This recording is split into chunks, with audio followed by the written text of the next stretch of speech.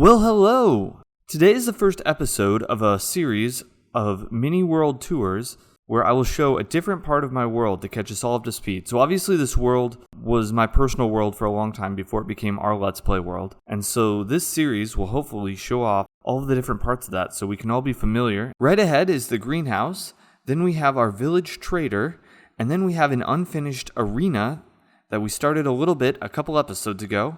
And then finally, up top, we have the Drown Farm. So we're going to start by looking at the greenhouse. Originally there was a desert village in this area, and this was the first village trader. Today though, it's just a fancy greenhouse, and it just provides some watermelons for trading and some sugar cane for rockets. So if we go up, we'll actually see the old remnants of what I used as the zombifier. And I'm going to tear this down eventually, but I thought it would be a great way to present what is underground within the village trader currently. So right here in this very open glass area is where we have the villagers reproduce. We'll just throw them some bread and the kids will just run around and fall down. And then be brought over here. So they'll come down, they'll go over to this pipe. And the reason why we have this pipe here is we need them to be their full size. Because if they are only one block high, then they can escape and sort of get into places where they're not supposed to go. So they'll go here, and then the water is at the second block height, so when they grow up, but they will spend their time there, and then they're separated individually through minecarts and dropped into this area, and then there's a baby zombie in there. I was so excited when I made this. I was like, most people use grown-up zombies, but we can actually use baby zombies because they can share the same space as the villagers, and then because they're one block shorter, we can just push them out with water. I was pretty giddy about that at the time of making this. Oh, looky here, we had our first villager fall down. Then they're 2 blocks high, and then they'll be able to swim up. A bit of a boring childhood, unfortunately. So then from here, after they're zombified and brought back, they're dropped down through a pipe all the way into an underground area. And we actually have that area here, and a lot of these villagers still have solid trades.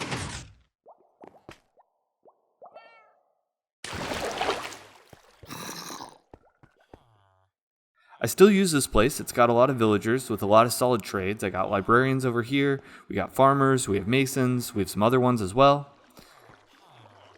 But we needed more. We needed a lot more. We needed like an entire floor of masons, an entire floor of farmers, and we needed to somehow take advantage of the golems. So the golems spawn, and it just felt like a waste of iron to just have them here. And then there is actually a small mob farm tucked away that drops some resources off here. Looks like I haven't checked it in a while. So now that I've explained this top part, I think I'm going to rip it out. I do have to keep the baby zombie though. He's played too important of a role in this world. So he will have to be stored somewhere to pay tribute to the original zombifier that's up here.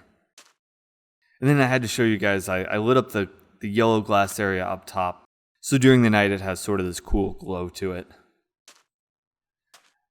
So I also keep the ground pretty lit up, and then there's also a bunch of cats around here, so that keeps this place pretty safe at night. So this is a great time to show you where we usually sleep at night when we're working in this area. So we actually have a bed here in the lobby of the village trader. So then we'll wake up with a cool view of the greenhouse here. So next up is the village trader. So this is the building where most of the trading on the world gets done. Each floor is a lot bigger than just that small basement shown earlier, so we can house many more villagers. And then between each floor of the high-rise, there's space for iron golems to spawn, so then we can get some iron along the way. So in here, on the right of the lobby, is the elevators for each of the floors. So on the first floor, we have masons, and then farmers, and then librarians, and then some other ones as well. And then there is a 7th one tucked back in there too. And then over here on the left is the zombifier. So it is the exact same system as the other one. It's just rearranged a little bit differently. Complete with another baby zombie. And then our village breeders are just in the floor here. And then they're covered by glass. This whole thing is covered by glass because we don't want any spawning. We don't want zombie spawning, definitely. But we also don't want iron golem spawning. We want them to spawn in between the floors, and so then we can get their iron.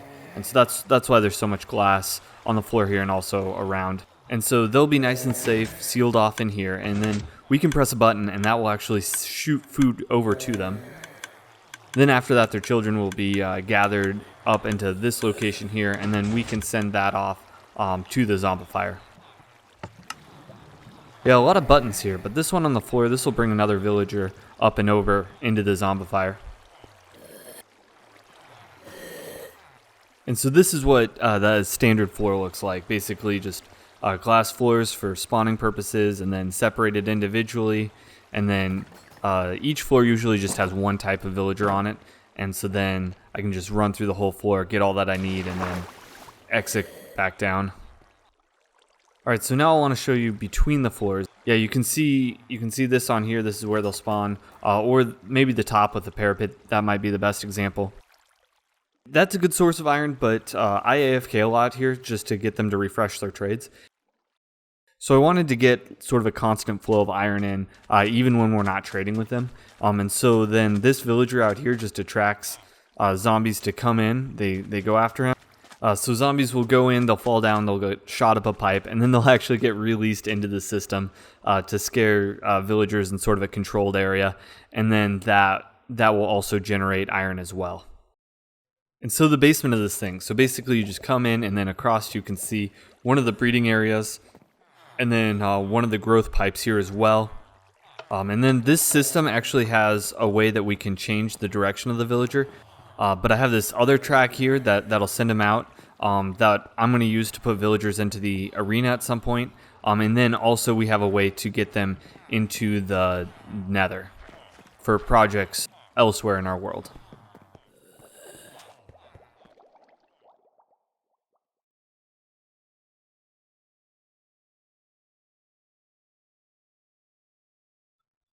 So next up is the arena, and this is the major unfinished project of this area, and I've started it just a couple episodes ago.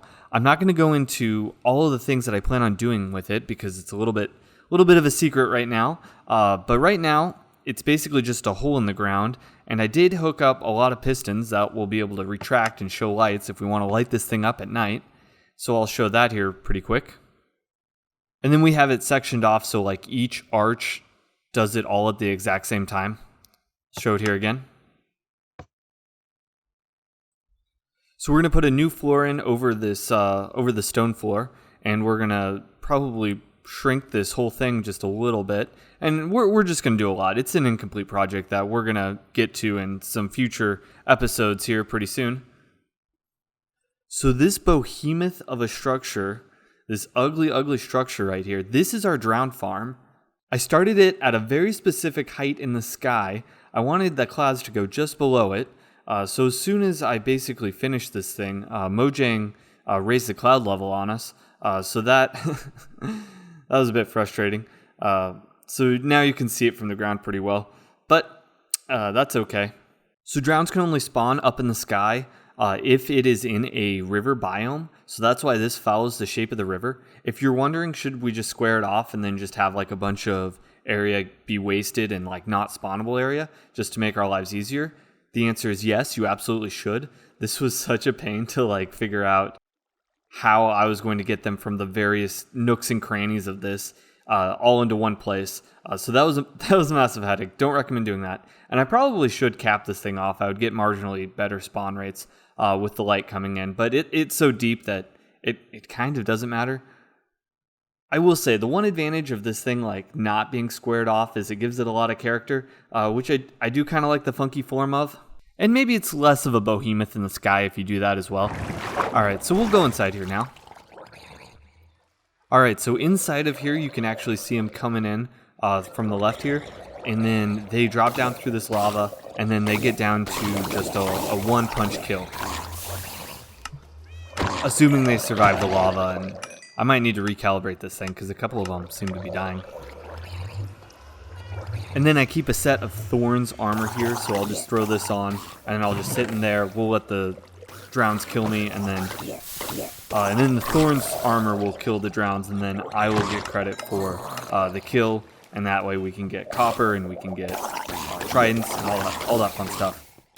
All right, so this other pipe here, basically we can redirect them to land in this pipe, and then when we do that, we can sort them individually, and that way we can grab the drowns that have tridents. So we did this for our collecting drowns video, and we wanted a bunch of the trident ones, so that's how we got them. And so basically you just push that button and drop them off over here, and then if we don't want them, we can press the button, and if we do want them, we can pull the lever and then drop them down below, and then that will send them to the nether. So then when we push the minecart button, it just sends it out, it just goes down and under and into the back of house space underneath, and then it'll come up, hit the cactus, and then just get reloaded into the system. Alright, so let's check out the goodies. I have them set up over here to get sorted. So basically, we will never need nautilus shells again, which is pretty awesome.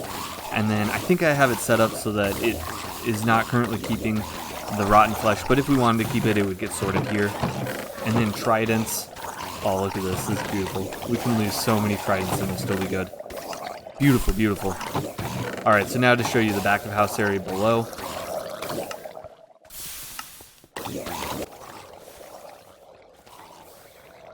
So over here is a trash can that we can access from above. Over here you can see the rotten flesh that's getting spit out. And then this is where they will get, the items that we want will get dropped. And then that will get sent back to the item sorter above. And then over here, this is where the drowns that we want to keep fall when we pull the lever to drop them. So they'll just drop into this water and then get pushed into the nether. Alright, so here we are in the nether. You can see out here through the glass. And so basically the drowns, they just come in, drop from that, they'll fall all the way down here onto the slime block. And then from here, we can just push them, or actually minecart them to where we want them in our world.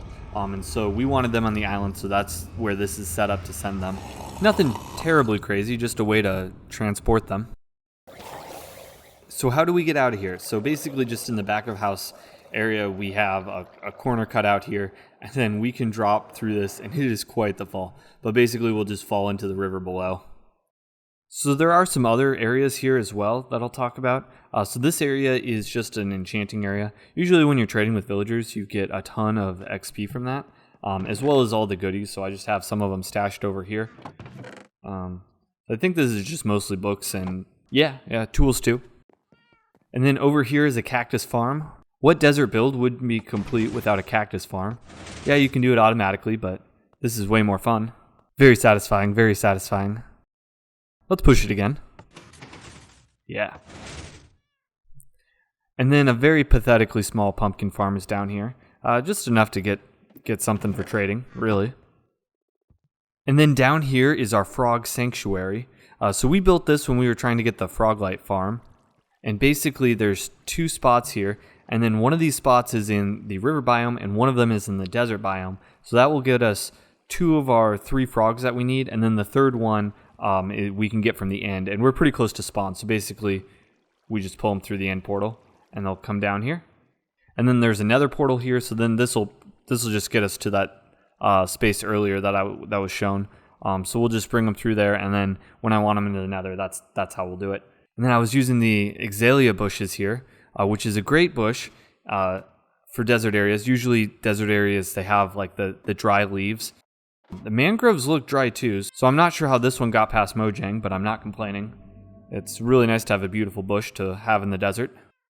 Alright, so this is it. This is the desert area of our world. So I will be continuing to show off different areas of our world, sort of randomly. We'll randomly have these world tours. And that way we can give you guys some background for what's going on in this world for when we have our Let's Play episodes. Alright, so we'll see you guys next week. I'm currently working on a Let's Play episode, and I'm really excited about it. Should be a banger. But yeah, see you then. Bye.